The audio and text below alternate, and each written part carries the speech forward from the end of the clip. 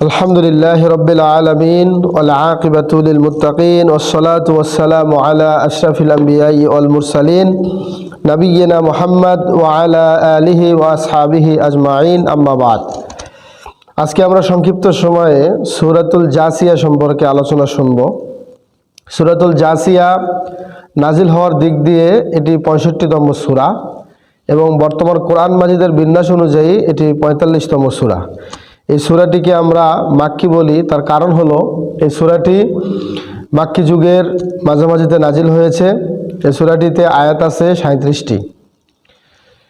এরপরে এই সূরাটির নাম যে সূরা জাসিয়া, এর রহস্য হলো, এই সূরাটির নামের রহস্য হলো জাসিয়া শব্দের অর্থ কি এটা আমাদের আগে জানতে হবে।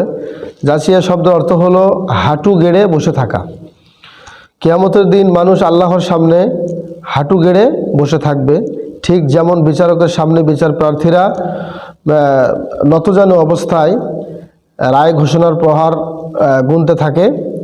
তো এই সূরার 28 নম্বর আয়াতেও আল্লাহ তাআলা এই বিষয়টি আমাদের জানিয়ে দিয়েছেন।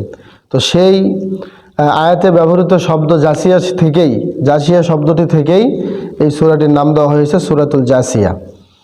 আর এই সূরাটির মেজর থিম হলো 3টি। 1 নম্বর হলো ওহির, আল্লাহর যেই ওহি, এই আল্লাহর ওহি এটি আল্লাহর বিরাট একটা নিদর্শন। 2 নম্বর থিম হলো কাফেরদের বৈশিষ্ট্য। 3 নম্বর বিচার দিবসে কাফেরদের অবস্থা কেমন হবে এই সম্পর্কে আলোচনা।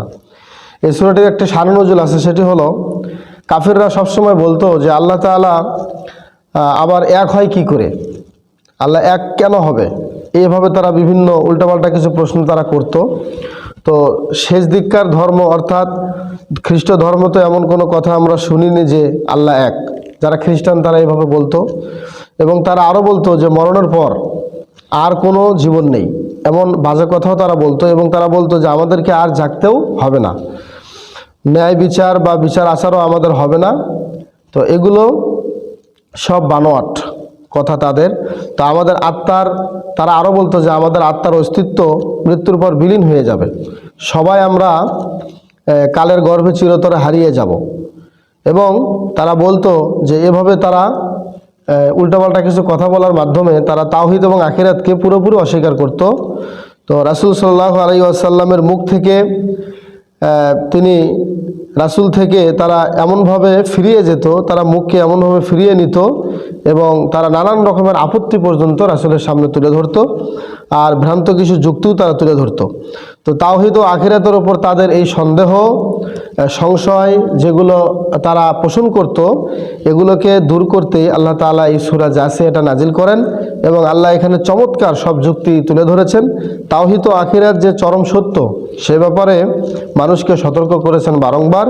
তারপরও যারা মুখ ফিরিয়ে রাখবে বা যারা এইসব নিয়ে হাসি ঠাট্টা করবে তাদেরকে দিতে হবে চড়া মূল্য। এই সম্পর্কে আল্লাহ তাআলা এই সূরাতে বিস্তারিত আলোচনা করেছেন।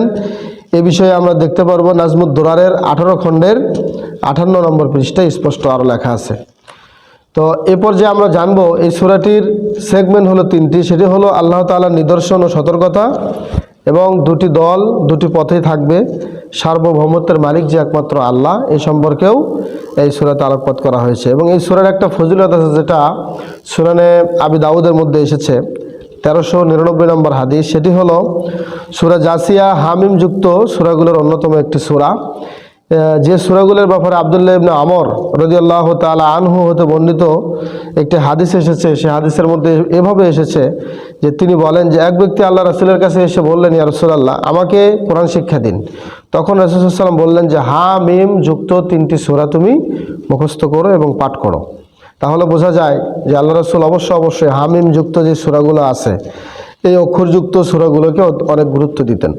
এই সূরার কজ অ্যান্ড ইফেক্ট হলো কাফেররা আখিরাতকে ভুলে দুনিয়ার সুখে মজে থাকে, তাই আখিরাতে আল্লাহ তাদেরকে ভুলে থাকবেন। আর এই সূরার গতিপথ হচ্ছে 4টি। 1, ওহীর জ্ঞান ছাড়া মানুষ আলোহীন। 2, জ্ঞানগত সংকট বিপদে নিয়ে যায়। 3, মানব সৃষ্ট মূল্যবোধের অসারতা। 4, পরকালে আসল সত্য প্রকাশ করা হবে। আর সেন্ট্রাল থিম হলো একটি, আল্লাহর জ্ঞান বনাম মানুষের জ্ঞান। এবং আমরা জানি এই সূরাটিতে আয়াত আছে 37টি। এই সূরার প্রত্যেকটা আয়াতে আল্লাহ তাআলা কি বলেছেন এটা আমরা সংক্ষেপে জানবো। 1 থেকে নিয়ে 4 নম্বর আয়াতে আল্লাহ যা আলোকপাত করেছেন তা হলো যে কোরআন হলো মহাপরাক্রমশালী আল্লাহর বাণী। আল্লাহ তার উপর ঈমান আনতে প্রাণী জগতের সৃষ্টি রহস্য সহ বিভিন্ন কিছু নিয়ে আমাদের চিন্তা করার কথা তিনি আলোকপাত করেছেন। 5 থেকে নিয়ে 8 নম্বর আয়াতে আল্লাহ তাআলা বিবেকবানদের জন্য অনেক শিক্ষা আশপাশে ছড়িয়ে আছে, তারপরও আল্লাহকে অস্বীকার করলে পরিণাম আছে যন্ত্রণাদায়ক শাস্তি। আর 9 থেকে 11 নম্বর আয়াতে আল্লাহর কাফেররা আল্লাহর বাণী নিয়ে হাসি ঠাট্টা করে, অথচ পরকালে তাদের বানোয়াট ঈশ্বরের কোনো কাজই তাদের আসবে না। এবং 12 থেকে 15 নম্বর আয়াতে আল্লাহ তাআলা দুনিয়ার সব কিছু মানুষের জন্য বানিয়েছেন, এটা তিনি উল্লেখ করেছেন। 16 থেকে 19 নম্বর আয়াতে আল্লাহ তাআলা বলেছেন যে জ্ঞান মানুষকে বিনয়ী করলেও ইহুদিরা হয়েছে আসলে অহংকারী। তাদের জ্ঞান ছিল অমুসলিমরা একে অপরের বন্ধু হয় এবং আর আল্লাহ মুমিনদের বন্ধু হয়, এ সম্পর্কে আলোকপাত করা হয়েছে।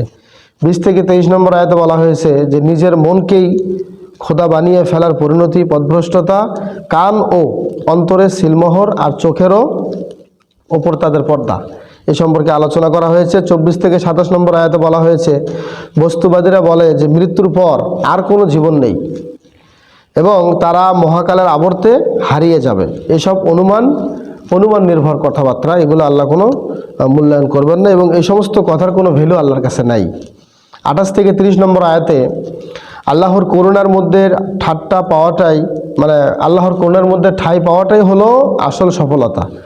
সফল হতে হলে ঈমান এনে ভালো কাজ করতে হবে। 31 থেকে 34 নম্বর আয়াতে বলা হয়েছে যে কাফেররা দুনিয়ার মজা মস্তিতে বুঁদ হয়ে থাকে, তারা বেমালুম ভুলে যায় আখিরাতের কথা। সর্বশেষ 35 থেকে 37 নম্বর আয়াতে বলা হয়েছে যে কাফেরদের আবাস হবে জাহান্নাম, সেখান থেকে তাদেরকে বের করা হবে না, আল্লাহই সকল ক্ষমতার একমাত্র মালিক, এটা স্পষ্ট করা হয়েছে। সর্বশেষের আমরা জানবো সেটা হলো এই সূরাটি সম্পর্কে কিছু পড়াশোনা, কেস স্টাডি। সেটা হলো এই সূরার 12 থেকে 13 নম্বর আয়াতে আল্লাহ তাআলা একটা কথা বলেছেন, সেটি হলো আল্লাহই তোমাদের কল্যাণে সমুদ্রকে অনুগত করে রেখেছেন যাতে সেখানে তাদের আদেশে জাহাজ চলতে পারে এবং তোমরা তার কিছু করুণা খুঁজে নিতে পারো। মহাকাশে যা আছে আর যা আছে পৃথিবীতে সব কিছুই তিনি তার পক্ষ থেকে তোমাদের কল্যাণে অনুগত রেখেছেন। যারা গভীরভাবে চিন্তা করে তাদের জন্য এতে অনেক শিক্ষা রয়েছে। সমুদ্রের অথই জলে জাহাজ চলতে পারে কেবল আল্লাহর ইচ্ছাতেই, না হলে নানা বিপর্যয়ের মুখে প্রতিনিয়ত জাহাজ ডুবির ঘটনা স্বাভাবিক ব্যাপার হয়ে দাঁড়াতো। সমুদ্রের মাছ, খনিজ সম্পদও কিন্তু আল্লাহর উপকারের জন্যই, মানুষের উপকারের জন্যই আল্লাহ সৃষ্টি করেছেন। কিন্তু এত নিয়ামতের বিপরীতে বান্দার করণীয় কি?